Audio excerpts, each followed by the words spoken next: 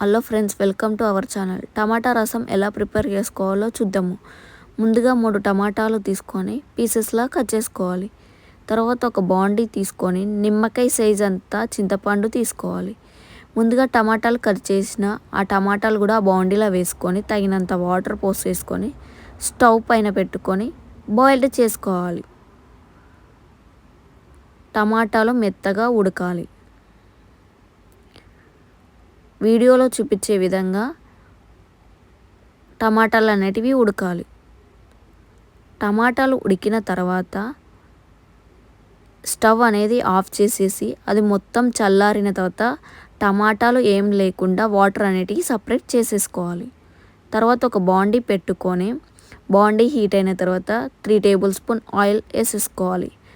Oil heat అయిన తర్వాత 1/2 table spoon ఆవాలు, 1 టేబుల్ స్పూన్ జీలకర్ర, 3 నుంచి 4 ఎల్లిపాయలు క్రష్ చేసుకొని వేసుకోవాలి. తర్వాత 1 ఆనియన్ తీసుకొని చిన్న చిన్నగా పీసెస్లా కట్ చేసుకోవాలి. మీ దగ్గర కళ్యామాకు ఉంటే కళ్యామాకు కూడా వేసుకోండి. 1 టేబుల్ స్పూన్ పసుపు వేసుకొని 2 మినిట్స్ ఫ్రై చేసుకోవాలి. మనం ముందుగా తీసుకున్న టమాటా రసం అందులో పోసుకోవాలి.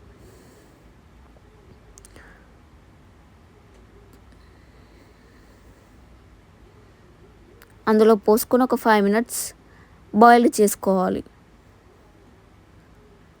5 మినిట్స్ తర్వాత 2 టేబుల్ స్పూన్ కారం, 1 టేబుల్ స్పూన్ ధనియాల పొడి, 1/2 టేబుల్ స్పూన్ జీలకర్ర పొడి, 1/2 టేబుల్ స్పూన్ మిరియాల పొడి, తగినంత సాల్ట్ వేసుకొని ఇంకొక 5 మినిట్స్ బాయిల్డ్ చేసుకోవాలి.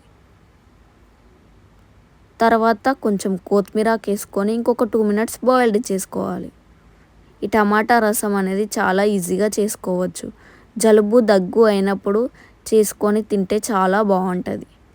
Thank you friends. Please like, share, subscribe the channel.